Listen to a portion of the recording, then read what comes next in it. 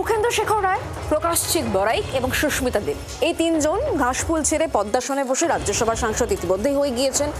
আর এই জায়গাতে প্রশ্ন উঠছে, এই তালিকায় কি এবার আরও একজন জুড়ে যেতে চলেছেন? মমতা বন্দ্যোপাধ্যায় তিনি নিঃসঙ্গ, তিনি কি আরও এই মুহূর্তে একা হতে চলেছেন? কেন বলছি এ কথা? আসলে গতকালের একটা বৈঠক কিন্তু নতুন করে এই জল্পনা উস্কে দিচ্ছে। দেখুন,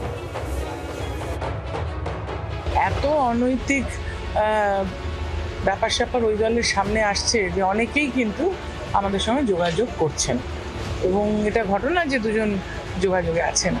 কে সেই দুজন? কালীঘাটের গলি থেকে সংসদের অলিন্দে ঘুরে বেড়াচ্ছিল একাধিক নাম। সেই জল্পনার মধ্যেই একটা ছবি নিয়ে দুয়ে দুয়ে চার করতে শুরু করেছেন অনেকেই। বুধবার সন্ধে দিল্লিতে কেন্দ্রীয় জলশক্তি মন্ত্রী সিআর পাতিলের ডাকা বৈঠকে এনসিপিআই সাংসদ কাকলি ঘোষ দস্তিদারের সঙ্গে দেখা যায় তৃণমূলের রাজ্যসভার সাংসদ রাজীব কুমার এবং লোকসভার সাংসদ প্রতিমা মণ্ডলকে। স্বাভাবিকভাবেই প্রশ্ন উঠছে, এবার কি দিদির হাত ছাড়তে চলেছেন রাজীবও? কালীঘাট তৃণমূল অবশ্য এই মুহূর্তে এমন সম্ভাবনা দেখছে না। আমরা বিধানসভায় আসি, কত দলের কতজনের সঙ্গে দেখা সাক্ষাৎ হয়, যাদের সঙ্গে রাজনৈতিক চূড়ান্ত মতপার্থক্য তাদের সঙ্গে দেখা হয়ে যায়। কোনো ভদ্রলোক হলে বা একটা সৌজন্যের ব্যাপার থাকলে একটা সৌজন্যের কথা হতেই পারে। অনেক অনুষ্ঠানে যারা অনেক দলের কেউ আমন্ত্রিত থাকেন তাদের দেখা হয়ে যায়। সেই ছবি দেখিয়ে কোনো রাজনীতির ইঙ্গিত খোঁজার মনে হয় না।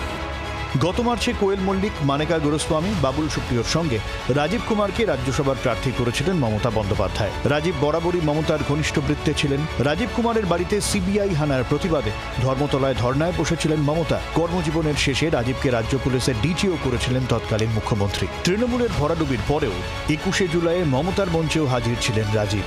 সেই রাজীবও কি এবার সুখেন্দু শেখর, সুস্মিতা দেবদের পথেই হাঁটবেন? রাজীব কুমারকে জিজ্ঞাসা করুন কিংবা মমতা বন্দ্যোপাধ্যায়কে জিজ্ঞাসা করুন, এটা তো আমার সিলেবাসের বাইরে।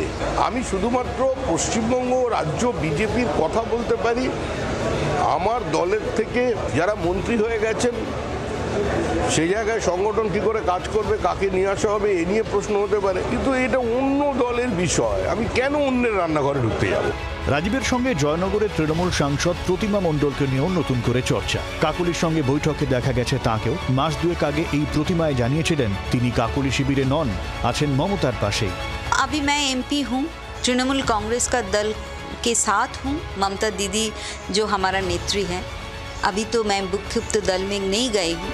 2 মাস আগের কথা ভেবে অবশ্য রাজনীতি চলে না। রাজনীতি সবসময় সম্ভাবনার খেলা। সেই খেলাতেই নতুন করে নাম উঠল রাজীব, প্রতিমার।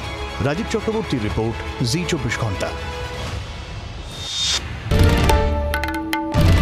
বাংলার আওয়াজ, বাঙালির আবেগ, জি 24 ঘন্টা।